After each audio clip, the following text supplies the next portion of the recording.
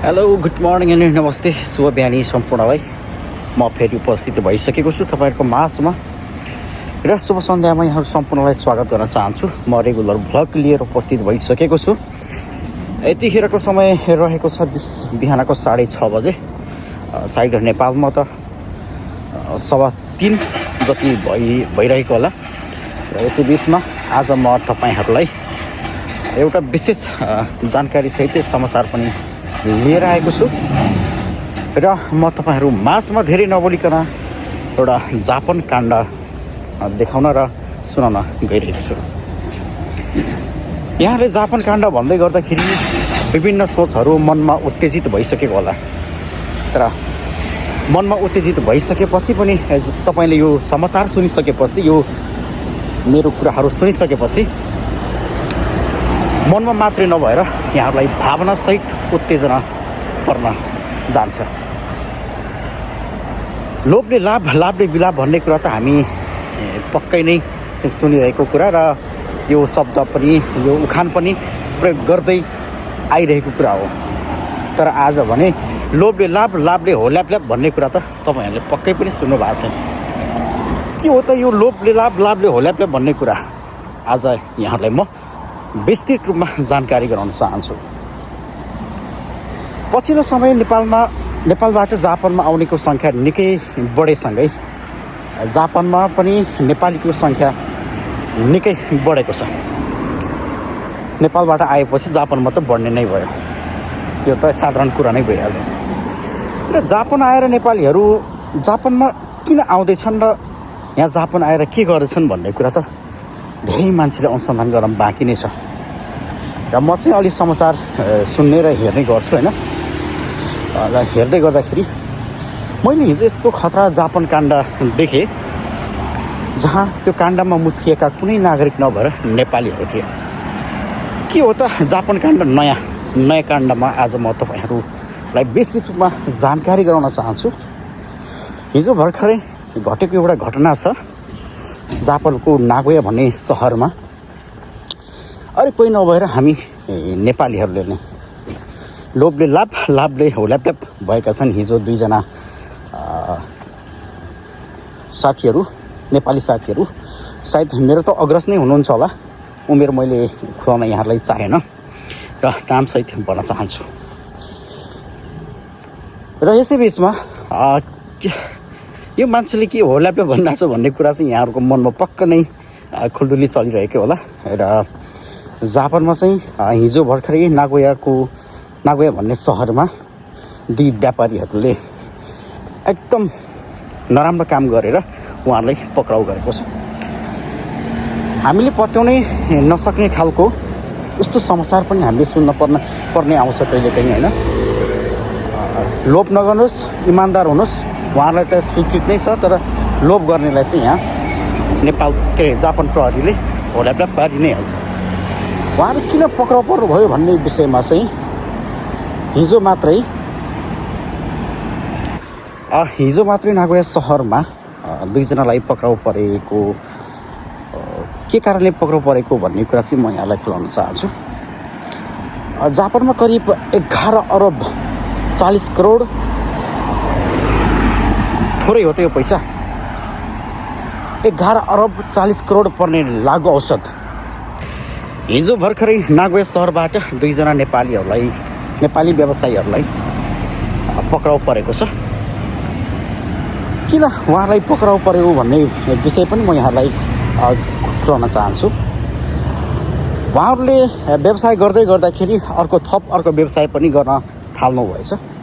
त्यो व्यवसाय के हो भन्दाखेरि झन्डै 11 अरब 40 करोड पर्ने मेट भन्ने एउटा एकदम दर्दनाक, एकदम जापानको लागि इलिगल व्यापार, एउटा लागु औषध हो।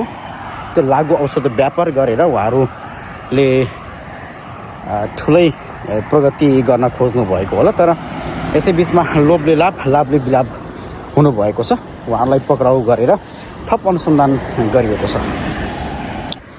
जापानिज करिब 11 अरब 40 करोड पर्ने लागु औषध 215 केजी मेथ सहित दुईजना नेपालीहरूलाई पक्राउ गरेर थप अनुसन्धानको रूपमा लगिएको भन्ने समाचार जापानिज सञ्चार माध्यमहरूले जनाइसकेको छ। यसै बिचमा पछिल्लो समयमा चाहिँ नेपालीहरू बढ्ने क्रममा चाहिँ उहाँहरू व्यवसायहरूमा पनि नराम्रो गतिविधिहरू हुन गएको भन्ने समाचारहरू पनि यहाँले पक्कै सुन्नुभएको छ होला।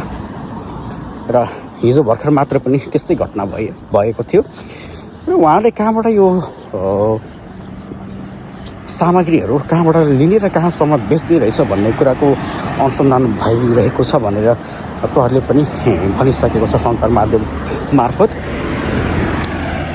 त्यसैले गर्दा यस्ता गतिविधिले गर्दाखेरि अरू नेपाली व्यवसायीहरूलाई पनि निकै असर पर्न गएको पनि महसुस भइरहेको छ मलाई। असर त पक्कै पर्छ नै, पहिला निगरानी नहुने ठाउँमा निगरानी हुने नै भयो। अब त्यो कस्टमरहरू कुन कुन ठाउँमा पसेको थियो भन्ने कुरा उहाँले अनुसन्धान पक्कै नै गर्नेछ र उहाँहरूलाई चाहिँ लगभग थुनमुक्त गर्न चाहिँ लगभग एकदम असम्भव नै रहेको भन्ने पनि प्रहरीले जनाइसकेको छ। यसरी लाभले बिलापमा नपर्नका लागि म चाहिँ के अनुरोध गर्न चाहन्छु भन्दाखेरि कुनै पनि नेपालीले नै यस्ता सामग्रीहरू बेच्ने, लोभ लाभ देखाउने जस्ता कामहरू चाहिँ पक्कै पनि नगरियोस् भन्न नै चाहन्छु म। र यो मेथ भन्ने लागु औषध के हो भन्ने कुरा र यसले सेवन गर्दाखेरि के असर हुन्छ र ज्यानमा, तनमा, मनमा के कस्तो असरहरू पर्न जान्छ भन्ने कुरा चाहिँ म यहाँलाई देखाउन गइरहेको छु। मैले पनि यो मेथ भन्ने शब्द लागु औषध सायद कम मात्रै नै सुनेको थिएँ र यसलाई के रहेछ भनेर मैले सर्च गर्दाखेरि मलाई आएको जवाफ चाहिँ यो मेथाम्फेटामिन पनि भनिँदो रहेछ यसलाई। मेथाम्फेटामिन एक अत्यन्त शक्तिशाली र बल लाग्ने उत्तेजनक लागु औषध हो। यसले मस्तिष्क र स्नायु प्रणालीमा तीव्र रूपमा उत्तेजित गर्छ अरे। यो चाहिँ यो खाइसकेपछि मान्छेहरूमा कम निन्द्रा लाग्ने, खाना एकदम कम खान मन लाग्ने, अनि मनमा एकदम खतरनाक कुराहरूमा ऊर्जा थप्ने त्यस्ता गतिविधिहरू हुँदो रहेछ यो प्रयोग गरिसकेपछि। र यसले आफूलाई एकछिन मात्र नभएर एकदम दीर्घकालीन रूपमा पनि असर पर्ने भएकाले यसलाई चाहिँ जापानमा पनि ब्यान गरिएको रहेछ। यसमा चाहिँ यसरी किनबेच गर्नका लागि एकदम इलिगलको रूपमा पनि लिएर यस्तो किनमेल गर्नेलाई पनि एकदम दण्डित गर्ने पनि रहेछ। दीर्घकालीन प्रयोग गर्दाखेरि यसले दीर्घकालीन असर चाहिँ के गर्छ त, लामो समयसम्म प्रयोग गर्दाखेरि यसले असर चाहिँ के गर्छ भन्ने कुरामा चाहिँ यो चाहिँ सेवन गरिसकेपछि सेवन गरिराख्न मन लाग्ने, लतहरू बस्ने पनि रहेछ यसको। जापान काण्ड त सुनिसक्नुभयो होला र यस्तै गतिविधिमा पर्ने जो कोही पनि पर्न सक्नुहुन्छ यस्तो गतिविधिहरू नगर्नु होला। यसले गर्दाखेरि हामीलाई एउटा एक दुईजनालाई मात्रै नभएर सिङ्गो नेपाललाई नै एकदम ठुलो असर पर्न जान्छ। जापानमा हामी सङ्घर्ष गर्न आएका हौँ, सङ्घर्ष गर्न दिनु होला। कुनै पनि व्यवसायले यस्तो गतिविधिहरू नगर्न म अनुरोध गर्न चाहन्छु। र यो मेथ भन्ने कुरा चाहिँ के रहेछ भन्ने कुरा मैले भर्खरै सर्च गरेर मलाई पनि थाहा थिएन यो मेथ भनेको के हो र यो मेथ भन्ने लागु औषधले के असर गर्छ भन्ने कुरा मैले भर्खरै सर्च गरेर हेर्दाखेरि यो एउटा एकदम खतरनाक लागु औषध रहेछ। यो सेवन गरिसकेपछि निन्द्रा कम लाग्ने, खाना कम खान मन लाग्ने र मनमा एकदम नकारात्मक भावनाहरू ऊर्जा हुने र यो प्रयोग गरिसकेपछि पहाडै उचाल्छु जस्तो लाग्ने त्यस्तो किसिमको रहेछ। र यो यस्तै चाहिँ एकदम दीर्घकालीन असरहरू पनि गर्ने र यो प्रयोग गरिसकेपछि गरिराख्न मन लाग्ने र जहाँ पनि त्यहाँ किन्न नपाउने र किनमेल गरेमा प्रहरीद्वारा विभिन्न सजायहरू पनि पाउने जस्ता खालको नकारात्मक असरहरू टन्नै रहेछ। मैले भर्खरै हेरेँ होइन। त्यसैले गर्दाखेरि पनि पछिल्लो समय नेपाली विद्यार्थीहरू बढिराखेको अवस्थामा कसैले चुरोट खाने, कसैले रक्सी खाने, गर्दै गर्दाखेरि यो लतमा पक्कै फस्न सक्छ। यो एकदम महँगो चिज पनि रहेछ। त्यो 215 केजीलाई जापानिज झन्डै 40 अर्ब 11 अर्ब 40 करोड पर्न जाने रहेछ भन्दाखेरि यो निकै महँगो चिज हो। यो सेवन पक्कै नगर्नु होला भन्न पनि चाहन्छु म चाहिँ एउटा लागु औषध दुर्व्यसनीको एउटा विरोधी भएका कारणले पनि म चाहिँ यस्तो कुराहरूमा चाहिँ ब्यान नै गरियोस् भन्न चाहन्छु। र साथीहरू, मैले जापान काण्ड त भने र यो काण्ड रहेको छ एउटा नेपाली व्यवसायीहरू प्रहरीको फन्दामा परेको एउटा काण्ड हो र यसलाई चाहिँ नकारात्मक रूपमा सोचेर नहेरिदिनु होला। र यस्तै खालको समाचारहरू हेर्नका लागि यस बेल आइकन टक्क सब्सक्राइब गरेर लाइक कमेन्ट गरिदिनु होला। धन्यवाद। नमस्कार। शुभ बिहानी।